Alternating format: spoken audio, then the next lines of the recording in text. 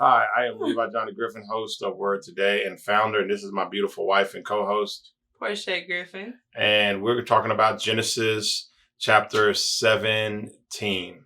All right, let's dive into it. We're up to this point. We've seen the world form, creation of the universe. We've seen light. We've seen all this amazing stuff from Genesis 1 through 16 going into the creation of man, into the Abraham and Sarah story. And here we're continuing that story where God has promised Abraham multiple times that he will create him a lineage and an heir. Alrighty.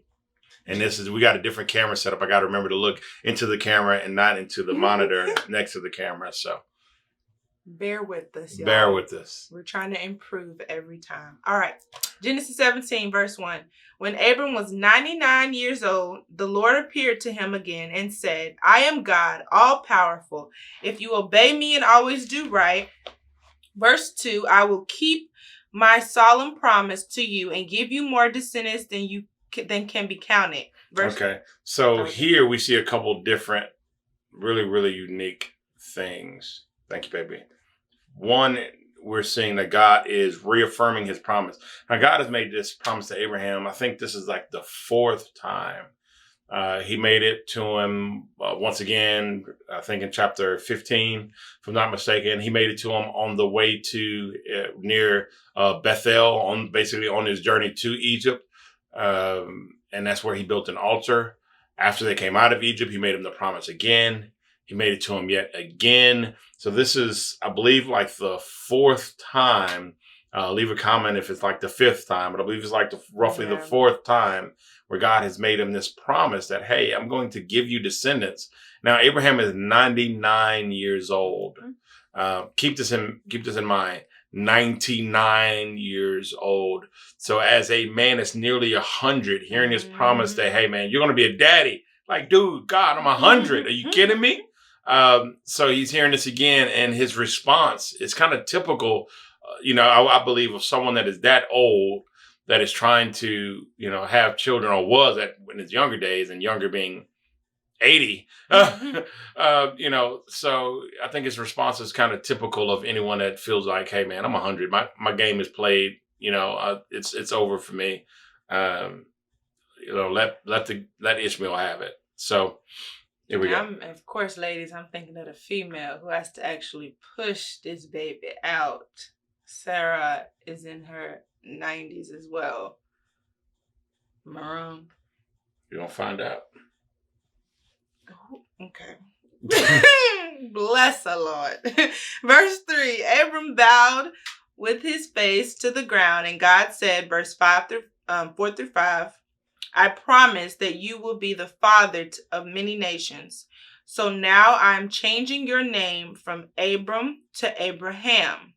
Verse 6, I will give you a lot of descendants, and they will become great nations. Some of them will even be kings. There is a caveat here because as we're going to see, that straight line, Abraham, Isaac, Jacob,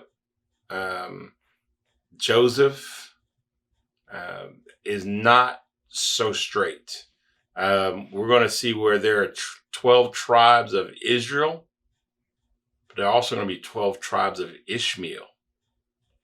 So something to think about, that the greatness is going to be on both sides. It's going to be to Israel, his biological descendant from Isaac, and it's going to be with Ishmael, his biological descendant from Hagar. And you're going to see two great nations arise. The problem is, part of one great nation is going to rise up against the other. Mm-hmm. Something that my wife discovered. Mother. Call you mama. So one thing my wife discovered was that the Ishmaelites were also called the Midianites. Yes. So, and that's something that I didn't know. So when Gideon goes to later on, much later when we get to Judges, goes to fight the Midianites. I think it was the Midianites and Amalekites, was it? But we'll get there. But that those could have been the Ishmaelites. But just another example of the Ishmaelites fighting the Israelites. So you're going to Yeah. see 12 tribes of Ishmael, 12 tribes of Ishmael, along with 12 tribes of Israel. And I think that's going to be significant. Interesting. By the way, our new setup for the Bible studies. Yes. Basically, the couch got lighter. And the picture changed. Oh, the picture changed. Just some soundproofing, some soundproof carpet. So we're in our studio. Amen. All right. Verse 7. Verse 7. I will always keep the promise I have made to you and your descendants, because I am your God and their God. Verse 8. I will give you and them the land in which you are now a foreigner. I will give the whole land of Canaan to your family forever, and I will be their God. So this is unique because Abram will never see this. This promise goes to generations after Joseph, even, where Moses leads the Israel captives out of Egypt into the promised land, which is the Canaanite lands. So this promise won't be fulfilled for 1,000 years, maybe. So God is making Abram a promise that won't come true for roughly, I think, 1,000 years. I think it's 1,000 years from Abram to Moses, 1,000 from Moses to Jesus, and then 2,000 to now. Or was it 4,000 from Abram? I'm gonna have to look that up. We did a little study on that. Always researching. Yeah, so I'm gonna have to look that up. Maybe it was 4,000 to 2,000. So maybe it was 2,000 years. So I'll figure that out. We'll post it or something in the comments. One thing that keeps ringing on me when we were reading that and when my husband was talking about it. No, you keep talking.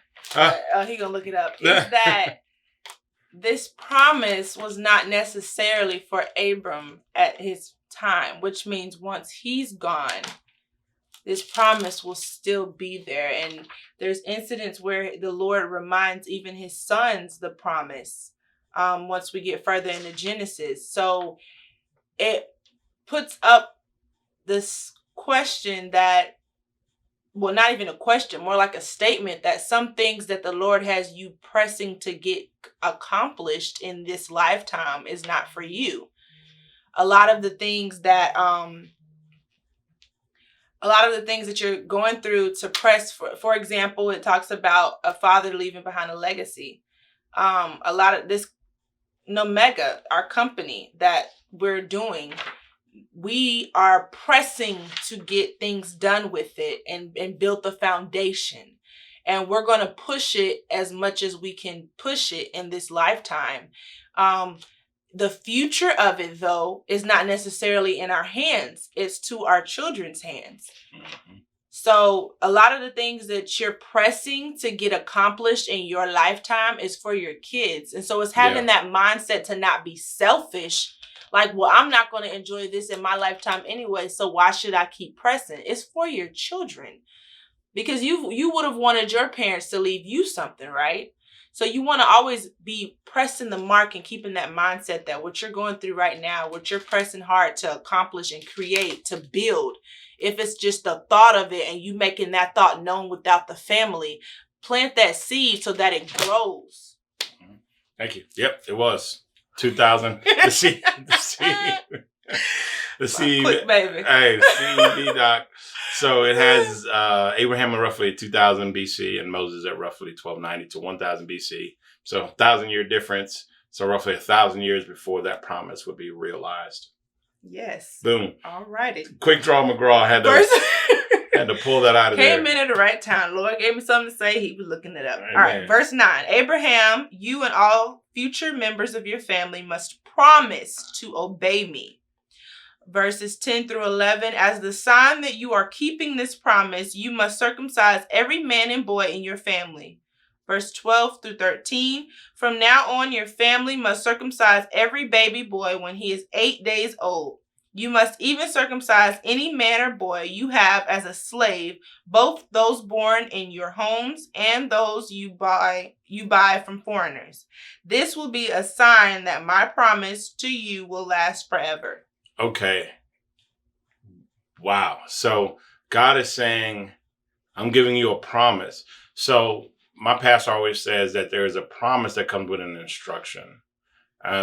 Miracles come with an instruction. Do this and you get your miracle. Think of the soldier who had to dip in the lake.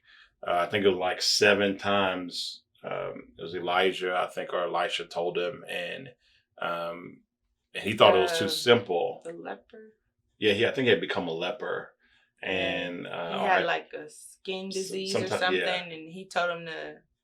Are you talking about the story where he told him to dump, get in the like it was dirty water? Dirty water. Yeah, compared to him, he was a general. He was used to, I guess, bathing in, Kabbalah water. I don't know, but but the instruction, the miracle came with an instruction. So it was important that when we seek a miracle, that we listen for the voice of God to hear the instruction. Yes. And a lot of time, God isn't screaming; He's a spirit. He's to be worshipped in spirit and in truth. So He's whispering in His spirit. So it's in that quiet prayer time at 5 a.m. in the morning when you're praying and when you're walking in your dark room and you're singing praises and you're thanking the Lord, that He'll begin to download what you need into your spirit. And that instruction will cause a miracle. He's telling Abraham here, circumcise. And this is beautiful here, in the sense that it would have seemed totally crazy to Abraham and to all of his slaves and servants. He's like, hey man, I'm coming to slice around your around your Peter, because the Lord told me to circumcise you, but he obeyed it. And remember, Abraham's obedience is counted as righteousness, because God tells Abraham to do some crazy stuff. Yes. Kill your kid. Cut a piece of your off, and Abraham just does it. And God says, I'm pushing you to the limits on purpose, because I'm not giving you a basic miracle. I'm promising you generational blessings for the eternity of time, basically. So what I'm giving you is huge. So what I'm demanding is huge, just so you stay in line and stay in focus with me. We're going to see this happen on both sides with Ishmael and Israel. Higher miracles, more difficult steps. Yeah. It also reminds me of Jesus with the wine, and I remember listening to someone explaining the miracle of the wine and how they believed that the water didn't turn to wine until it got into the cup, and that the servants had to be obedient to the instructions of even Jesus. And even when he was talking about the weirdness of having that particular step for the miracle that God has for Abraham, I think of even his servants, and every guy, man and boy around him had to be obedient. They weren't like, dude, that's not cool. Like, are you sure, Lord? They were obedient and they did it. So it was just that position Abraham had and the trust that they had with him to listen to what God told him to do. All right. Verse 14, any man who isn't circumcised hasn't kept his part of the promise and cannot be one of my people. Verse 15, Abraham, from now on, your wife's name will be Sarah instead of Sarah. Verse 16, I will bless her and you will have a son by her. She will become the mother of nations, and some of her descendants will even be kings. Keep going. So this is significant because in 17, 7 kind of being that number of completion, right? You see where Abram is completed from Abram to Abraham. Sarai is completed from Sarai to Sarah. And we've kind of been calling them Abraham and Sarah and Sarai and Abram interchangeably all throughout this. So that was probably a bit confusing, but they're the same people. God changes their name right here as a significant step to say we are transitioning to another level. We're going to another position. Your name is changing. Chuck Missler says about the H, the breath being God, and how he added the H to their name means he added them to their name, and him to their name and to their lives. And I thought that was just pretty deep. And this, you guys, is where I was referring to when he specifically says that Sarah is who will give birth to the many nations. Yeah. So just to clear that up. All right. Verse 17, Abram bowed with his Abraham bowed with his face to the ground and thought, I am almost 100 years old. How can I become a father? And Sarah is 90. How can she have a child? So he started laughing. Verse 18, then he asked God, why not let Ishmael inherit what you have promised me? So if you remember from the last two chapters, Ishmael is the baby by Hagar. It was a custom that if you were basically barren, you had a slave, she could have babies on your behalf. So that's what happened. Sarah was saying, hey, I'm old as dirt, you're old as dirt. While we're still alive, get with Hagar and let her have the babies for me. Well, that happens. And Hagar isn't happy with this. Hagar, slaves and servants, if you were a slave or a servant to an Israelite, it was different. It wasn't like American slavery where they could beat you, rape you, kill you. Slaves and servants then had rights. Servants were just normal workers, and slaves had rights. So they could leave, after a certain amount of time. They could, buy their freedom, or they could just leave. Their servitude would be up. You had to let them go. Or if you hurt them or beat them or did something unjustly to them, you had to pay them and let them go. Slaves were more like servants that just couldn't leave until their obligation was fulfilled. Or sometimes they wouldn't want to leave, and because they'd have it good, and the world back then was not so pleasant. Body freedom. So Hagar was an Egyptian, which means Abram most likely picked her up when they came out of Egypt as a gift from the Egyptian Pharaoh when God brought a curse on him. He was just trying to give him stuff to get rid of him. So I'm sure she may have had a boyfriend or someone that she loved in her own hopes and maybe her own dreams. So when Sarah has Abram, basically sleep with her and have a baby by her, any hopes she had of being free is gone, because now she is a concubine. And concubines don't go free. They get a higher level of provision because they're family now, but they're your family. You're not, you're part of the family. Where we go, you go. We're all family. So you're stuck. So Hagar wasn't thrilled about this.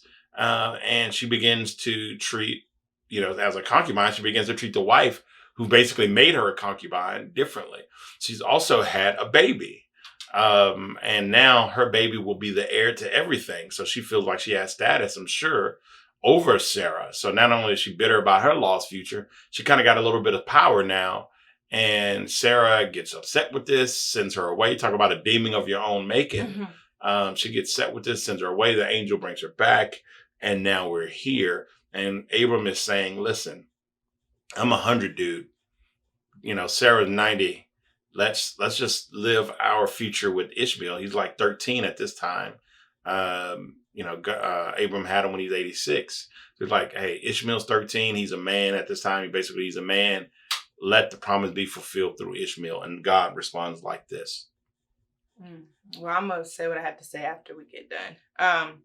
Verse 19. God answered, no, you and Sarah will have a son. His name will be Isaac, and I will make an everlasting promise to him and his descendants. Verse 20. However, I have heard what you asked me to do for Ishmael, and so I will also bless him with many descendants. He will be a father of 12 princes, and I will make his family a great nation. So this is where you see the 12 kings of Ishmael. So just like Isaac has Jacob, who is Israel, God changed his name, just like he changed Abraham and Sarah's.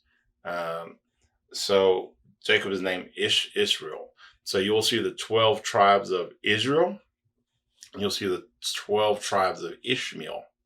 And they will kind of fight throughout history as kind of almost like a balance of good and evil, if you will, or different ideologies. And that both sides had kind of did their wrong things at a point in time. But God tried to redeem Ishmael.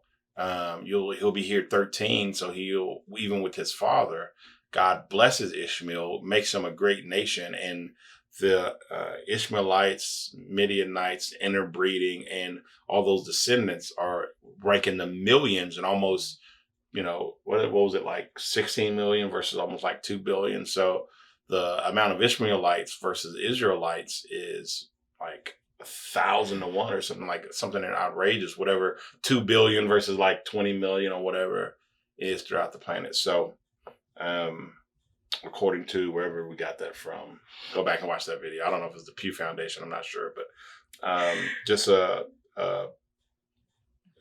big disparity between the two numbers. So anyway, that's Abraham's position. Just use Ishmael.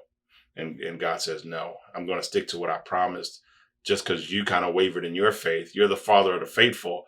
But even though you wavered in your faith, I'm not going to change my promise to match your decisions. Okay. All right. Verse 21, but your son Isaac will be born about this time next year. And the promise I am making to you and your family will be for him and his descendants forever. Verse 22, God finished speaking to Abraham and then left.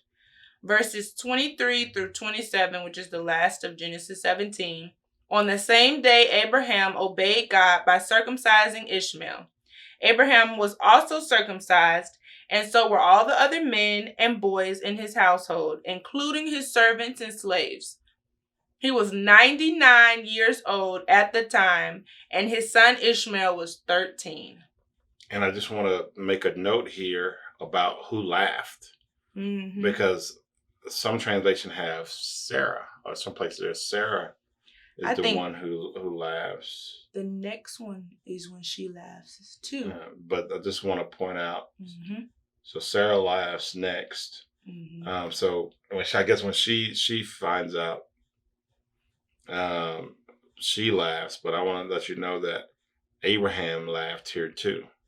Which makes sense that because he's a million years old. So yeah. And Isaac means laughter, right? Yeah. Which makes sense. Both of his parents laughed. They're rolling on the floor at the thought of his birth.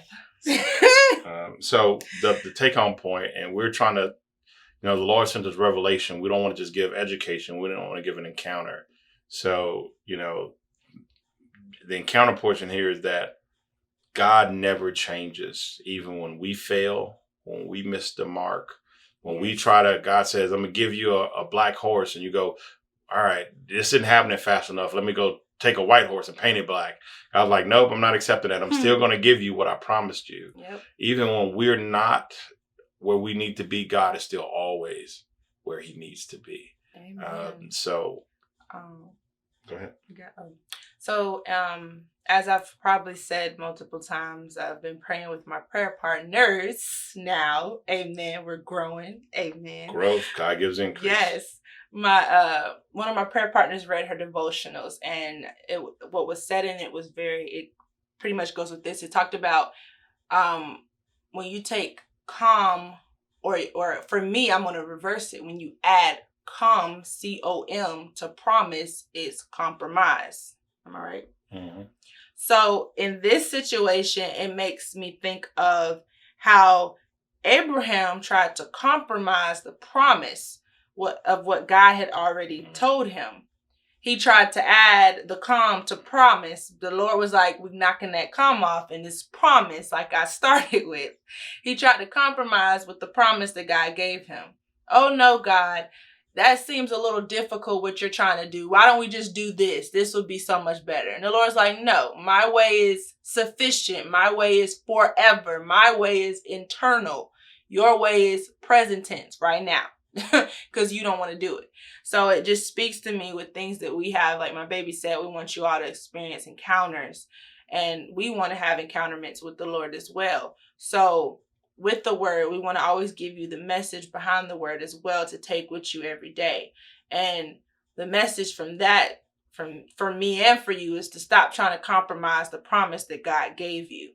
What the Lord promised you or your descendants is for you and your descendants. Stop trying to compromise it because it seems difficult to you, or it seems like you're not going to get it in this lifetime. Like we said earlier, some things that you're working for is not for you.